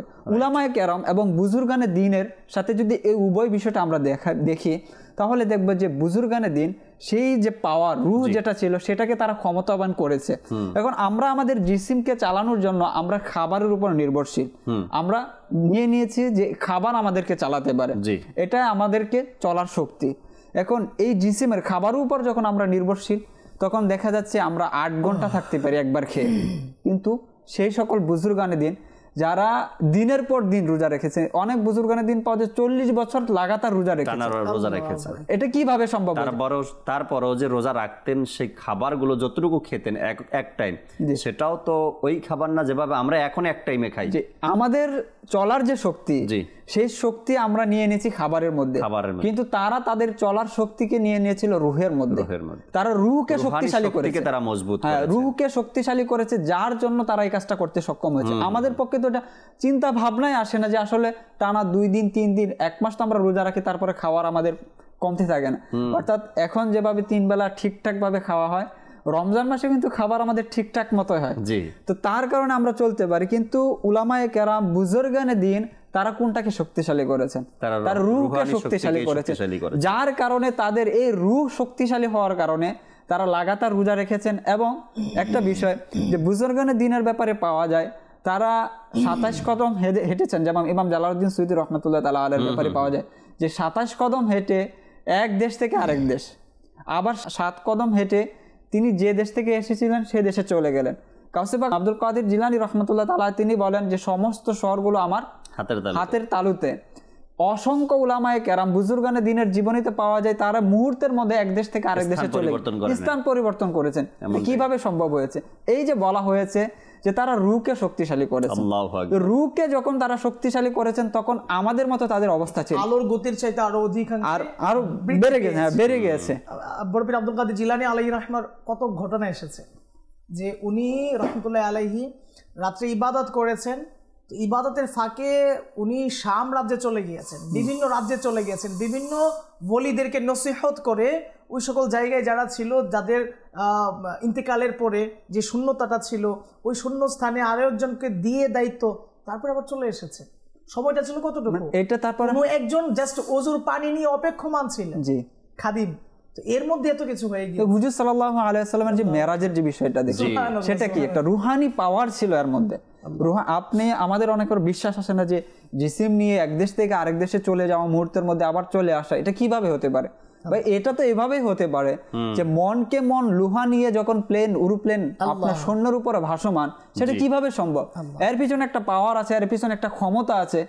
অনুরূপভাবে যখন আল্লাহর ওলি যারা আছেন সেই রুহানি শক্তিকে তারা এমনভাবে বর্ধিত করেন, যেমনটা ম্যাটারের মাধ্যমে মাত্র তুলনা দেওয়া হয়েছিল, মানুষ যখন সেটাকে জ্বালায় পুরায় তখন সেটা আস্তে আস্তে কি হতে সম্প্রসারিত হতে থাকে, তখন সেটা আর একটা জায়গার মধ্যে সীমাবদ্ধ থাকে না, পরিবর্তন এবং সেটা ছড়িয়ে পড়ে। অনুরূপভাবে রুহানি শক্তি যারা অর্জন করে তখন ওই আমরা যেভাবে ভাবছি যে জিসিম এটা তো একটা সংকীর্ণ একটা জিনিস, সেটা কিভাবে ছড়িয়ে পড়তে পারে, সেটা কিভাবে এক জায়গায় 90 জন মুরিদের করে কিভাবে একজন ব্যক্তি দাওয়াত খেতে পারে।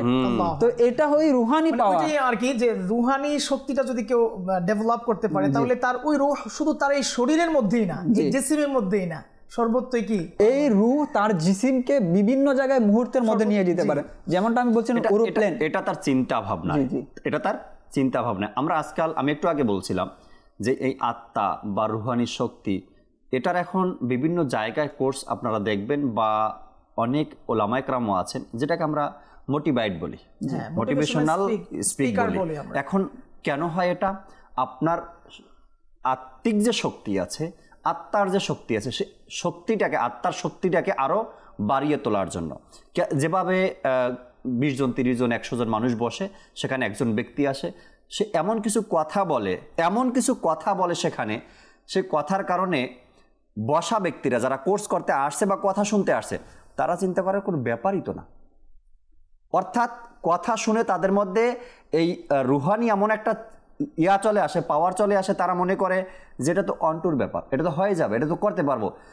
এমন অনেক আছে, যেমন আপনি হাজার হাজার মনের কোনো ওজনের পাথর যদি কাউকে দেওয়া হয়, ভাই পাথরটা তুলেন তো ও বলবে আপনি পাগল নাকি, হাজার হাজার মন টন ওজন একটা পাথর আপনি আমার একাকে যা তুলতে বলছেন। এরপরে যখন তাকে একটু আপনি মোটিভেট করবেন, তাকে একটু আইডিয়া দিবেন বা তার মধ্যে শক্তি যোগান দিবেন আপনি, তখনও বলবো হ্যাঁ পারবো আমি, না পারলেও বলবে পারবো আমি। এমন অসংখ্য মানুষ আমার দেশে আছে, অসংখ্য মানুষ, যাদের ব্যাপারে যখন আমরা শুনি তখন অবাক হয়ে যাই। একটা নিউজ দেখলাম, বয়স মাত্র 16 বছর, কোনো ইউনিভার্সিটির টিচার, সে মাত্র 16 বছর বয়স, ইউনিভার্সিটির টিচার, সে কীভাবে সম্ভব হলো?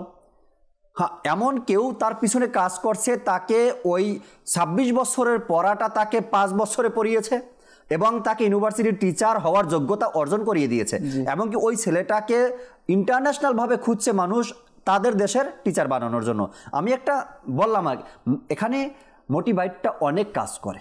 যখন আমরা এই মোটিভেটটা কোনো আল্লাহওয়ালা ব্যক্তি থেকে নিব, যখন কোনো ওলামায়ে দ্বীন থেকে নিব, তখন আমাদের এটা হয়ে যাবে রুহানি শক্তি। আমি এই বিষয়ের দিকে আত্মার খোরাকের অন্যতম একটা বিষয় আপনি এখানে তুলে ধরেছেন, আত্মার খোরাক। যদি এই বিষয় আত্মার খোরাকের ব্যাপারে বলি, তো হযরত নামটা এই মুহূর্তে স্মরণ আসছেন, একজন সাহাবী রাদিয়াল্লাহু তাআলা আনহু, তিনি আসছেন রাস্তা দিয়ে একদম হতাশা অবস্থায়। তো রাস্তায় দেখা হয়ে গেল আবু বকর সিদ্দিক রাদিয়াল্লাহু তাআলা আনহুর কাছে। তো দেখা হওয়া মাত্র তিনি বলছেন যে আমি তো মুনাফিক হয়ে গেছি। তুমি মুনাফিক হয়ে গেছো, কি বলছো?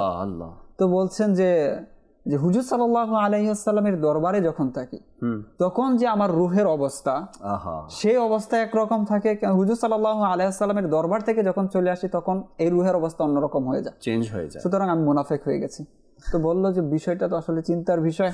তো এইরকম বিষয় তো অনেকের মাঝে।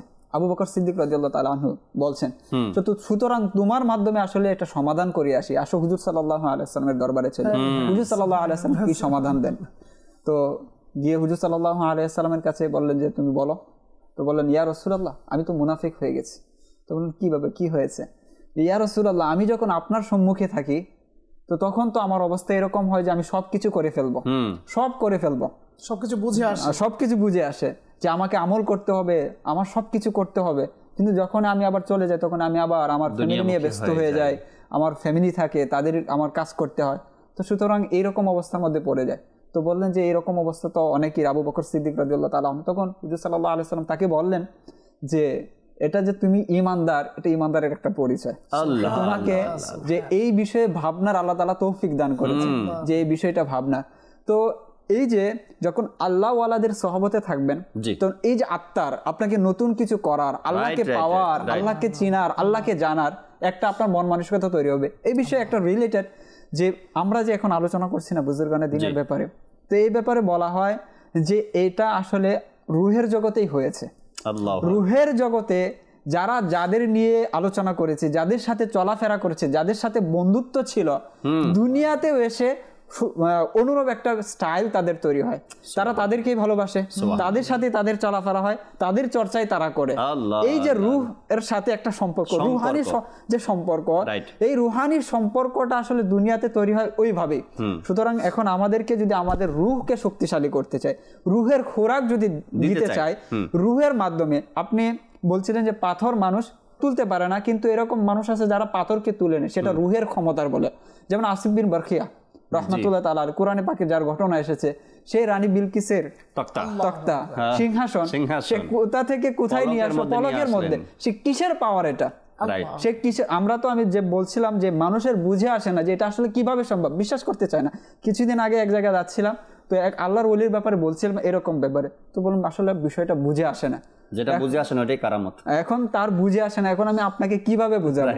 এখন আমি বলতে পারি এটা যে আপনি মোবাইলে কথা বলছেন, এই মুহূর্তে আমেরিকা থেকে কেউ কথা বলছে, পৃথিবীর এক প্রান্ত তো কথা বলছে, এটা আপনার বুঝে আসে?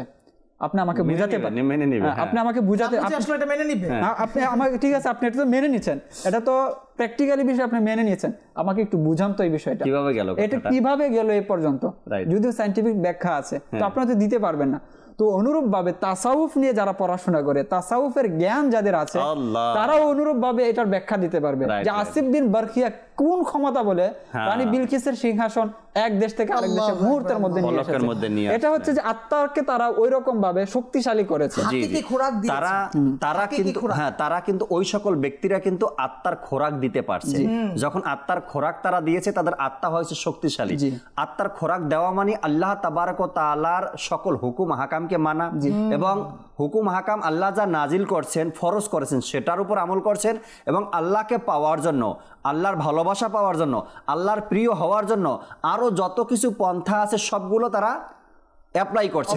যখন তারা আত্মার খোরাক দিতে পারছেন, আত্মাকে শক্তিশালী করতে পারছেন, আল্লাহ তাবারক ওয়া তাআলার একজন প্রিয় ব্যক্তি হয়েছেন, তখন আল্লাহ তাবারক ওয়া তাআলা তাকে এই রুহুকে এমন শক্তি দিয়েছেন, ওই রুহু যখন চায় এই মুহূর্তে যদি আমি কাবার জিয়ারত করতে পারতাম, এই মুহূর্তে যদি আমি মসজিদে নববীর জিয়ারত করতে পারতাম, এই মুহূর্তে যদি আমি আমার অমুক ওস্তাদের কাছে যেতে পারতাম, ওই আত্মা, যে আত্মার খোরাক তিনি দিয়েছেন, অর্থাৎ আল্লাহ তাবারক ওয়া তাআলার প্রত্যেকটা হুকুম হাকামকে মেনেছে, আল্লাহ তাআলাকে পাওয়ার জন্য, আল্লাহ তাআলাকে রাজি করার জন্য প্রত্যেকটা জায়েজ কাজ সে করেছে এবং খুঁজে খুঁজে করেছেন যে কোন কোন কাজ করলে আল্লাহ রাজি খুশি হবেন, তখন আল্লাহ তাবারক ওয়া তাআলা তাকে প্রিয় বানিয়ে নিয়েছেন। আর প্রিয় মানুষের ব্যাপারে তো আল্লাহ তাআলা বিভিন্ন আয়াতে কারিমের সাথে এই ব্যাপারে দুই তিনটা বিষয় বলি যে আত্মার খোরাক আসলে কিভাবে অর্জিত হয়। হুজুর সাল্লাল্লাহু আলাইহি ওয়াসাল্লাম ওই সত্তা যিনি মেরাজ করেছেন। আর আমরা জানি যে অবজেক্টের পাওয়ার, সবচেয়ে গতিশীল অবজেক্ট হচ্ছে আলো, সূর্যের যে আলো আছে সেটা একটু আগেই বলেছি।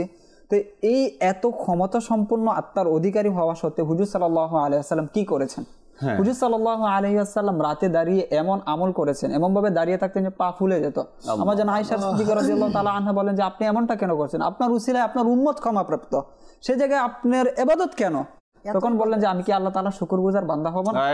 আল্লাহ তাআলার শুকরিয়া আদায় করার, এত ক্ষমতাধর আত্মার অধিকারী হওয়ার পর আল্লাহ তাআলার ইবাদত, তো তার আত্মা আরো শক্তিশালী হয়েছে।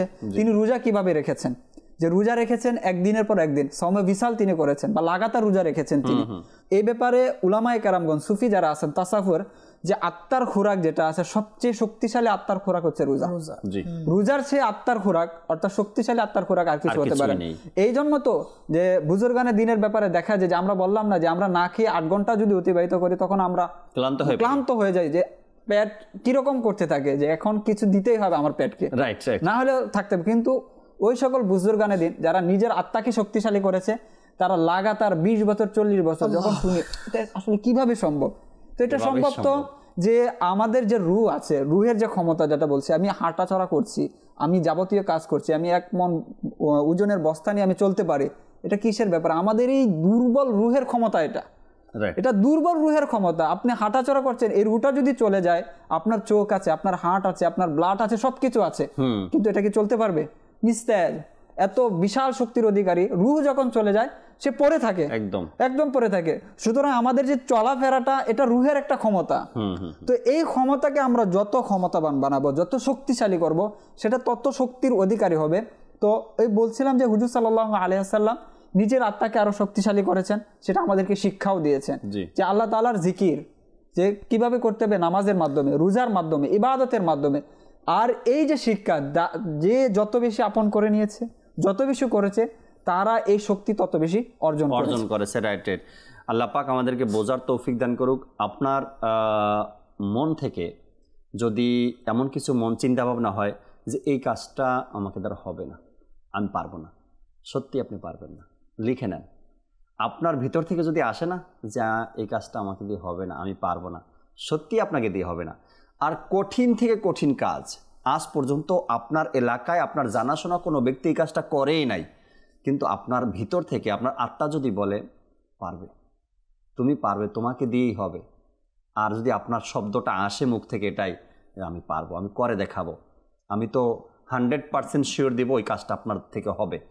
এই যে একটা আত্মার সাথে সম্পর্ক, এটা আপনার আত্মা বলছে তুমি পারবে, যত কঠিন কাজ হোক আপনি পারবেন, কেননা আপনার আত্মা বলছে পারবে। তো এই যে আত্মার খোরাক যতক্ষণে আমরা দিতে পারবো না, আত্মাটা থাকবে কালো, আত্মাটা থাকবে মরা, আত্মায় থাকবে মরিচা পরে, আর এই আত্মা কোনো কাজে আসবে না, এই আত্মা আপনার রুহানি ক্ষমতা শক্তি দিবে না, এই আত্মা আপনার ভালো কোনো চিন্তা ভাবনা দিবে না, এই আত্মা আপনাকে পরিষ্কার রাখবে না, এই আত্মা আপনাকে পাক রাখবে না, এই আত্মা আপনাকে মসজিদে যেতে দিবে না, এই আত্মা আপনাকে ভালো মাহফিলে যেতে দিবে না। কেননা এই আত্মাটা গুনাহ করতে করতে করতে করতে আত্মার খোরাক না পেতে পেতে সে আত্মাটা হয়ে গেছে কুৎসিত, দুর্বল হয়ে গেছে। তখন সেই আত্মা তাকে আর কোনো ভালো কাজে ডাকে না। যখন আমাদের কাছে আল্লাহ তাআলা দিয়েছেন, এটা তো অনেক ক্ষমতা সম্পন্ন একটা বস্তু আল্লাহ তাআলা আমাদেরকে দিয়েছেন।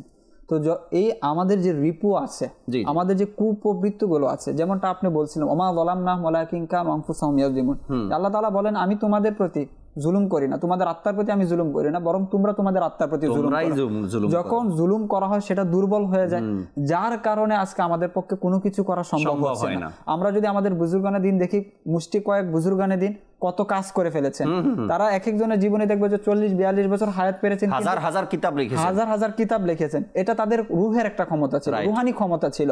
তো এই রুহানি ক্ষমতার অন্যতম আরেকটি কারণ হচ্ছে আমরা অন্যের থেকে নিজেদেরকে মানে বেশি প্রায়োরিটি দেই, বা আমরা অন্যের থেকে বেশি আমলদার নেককার মনে করি, আমি অন্যের থেকে নিজেকে বড় মনে করি। আহমদ রিফাই রহমতুল্লাহ তাআলা আলাইহিকে প্রশ্ন করা হলো যে আপনাকে মানুষ সর্বদিক থেকে গ্রহণ করেছে, আপনার প্রশংসা আজকে চারদিকে, এর কারণ কি?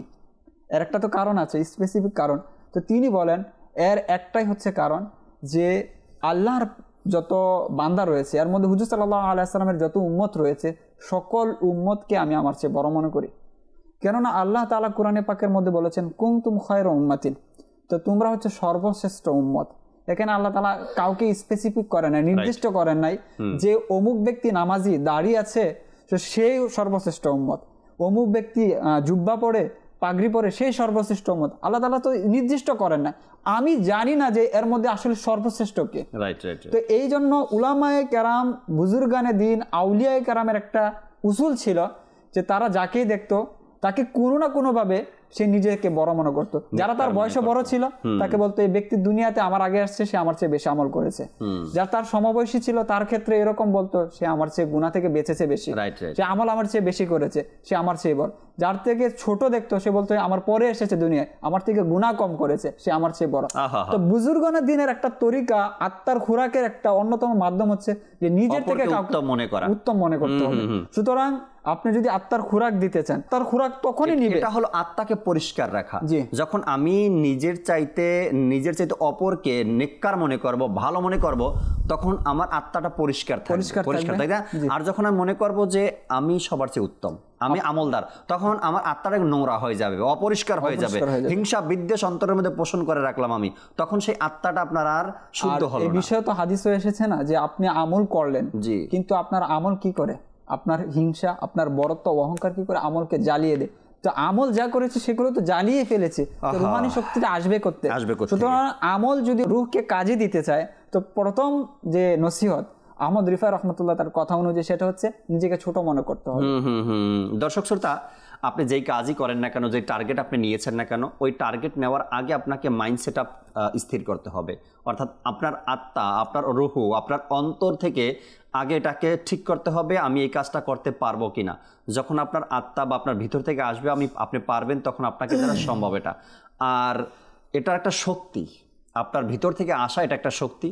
আপনি চাইলে আপনার ঘরে আপনার সন্তানদেরকে, আপনি দেখবেন আপনার সমাজের মধ্যে, আপনার আশেপাশে এমন অনেক মানুষ আছে কখনো হয়তোবা ভালো কোনো স্কুল কলেজে লেখাপড়া করেনি, প্রাইমারিতেই পড়ছে সম্ভবত, তারপরও দেখবেন একটা মোটরসাইকেল তার কাছে নিয়ে দেবেন, সে খুলে ওটাকে সার্ভিসিং করে আগের তুলনায় অনেকটা ভালো করে দিবে। কেন? সে কি কোনো ইঞ্জিনিয়ার? কেন সে কি কোনো ডিপ্লোমা করছে? না, ডিপ্লোমাও করেনি, আর নামি দামি কোনো ইঞ্জিনিয়ারও না, কিন্তু তার একটা ভিতরগত শক্তি আছে যে আমি এই মোটরসাইকেলটাকে খুলে আগের তুলনায় আরও ভালো সিটিং করে দিতে পারবো। বাচ্চা একটা ছেলে, আমি দেখেছি 10, 12, 15 বছরের ছেলেরা মোটরসাইকেলকে খুলে মুলে একেবারে তছনছ করে আবার একসাথ করে জোড়া তালি লাগিয়ে সেটাকে নিজে চালিয়ে 5 মিনিট এবার দেখালো, দেখেন আপনার গাড়ি আগের তুলনায় অনেক ভালো হয়ে গেছে। কিভাবে? সে কি কোনো ইঞ্জিনিয়ার ছিল নাকি কোনো ডিপ্লোমা করছে? কিছু করেনি, কিন্তু একটা শক্তি তার মধ্যে, আমি পারবো। ওই 15 বছরের বাচ্চা বলে আমি পারবো। আমি দুনিয়ার একটা উদাহরণ দিলাম। যদি আপনি চান যে আমি নেককার হতে চাই, আপনার আত্মাকে খোরাক দিতে চান, পরিশুদ্ধ করতে চান, সংশোধন করতে চান, এখনো সময় আছে, আপনি পারবেন, এটার দরজা এখনো বন্ধ হয়নি। হ্যাঁ, আম্বিয়া কেরামের আসার দরজা বন্ধ হয়েছে, কিন্তু নেককার হওয়ার দরজা এখনো আর বন্ধ হবেও না। এটার তো ঘোষণা আসে নাই যে নেককার হওয়ার দরজা বন্ধ হয়ে গেছে, এটার ঘোষণা এখনো আসেনি। তো কিয়ামত পর্যন্ত যদি কোনো ব্যক্তি চায় আমি নেককার হতে চাই, আমার আত্মার খোরাক আমি দিতে চাই, আত্মাকে শুদ্ধ করতে চাই, তবে আপনি আজ থেকেই শুরু করে দেন আত্মার খোরাক দেওয়া, 5 ওয়াক্ত নামাজ পড়া, আল্লাহ তাআলা হুকুমগুলো মান্য করা, হারাম থেকে বেঁচে থাকা, বেহায়াপনা থেকে বেঁচে থাকা। আল্লাহ পাক আমাদেরকে বোঝার এবং আমল করার তৌফিক দিক, নিজের আত্মাকে যেন পরিশুদ্ধ করতে পারি, আল্লাহ তাআলা সে তৌফিক আমাদেরকে দান করুক। আমিন বিজাহিন নবিল আমিন সাল্লাল্লাহু তাআলা আলাইহি ওয়াসাল্লাম। দর্শক শ্রোতা, আগামী পর্বে আবার নতুন একটি বিষয় নিয়ে আলোচনা করার চেষ্টা করবেন ইনশাআল্লাহ তাআলা। ততক্ষণ মাদানী চ্যানেলের সাথেই থাকুন। সাল্লু আলাল হাবিব সাল্লাল্লাহু তাআলা আলা মুহাম্মদ সাল্লাল্লাহু তাআলা আলাইহি ওয়াসাল্লাম। রহমত পূর্ণ হোক প্রভাত আমার, তাহাজ্জুদ আর ফজরের অভ্যাস আছে যার, রহমত পূর্ণ প্রভাত হয় তার।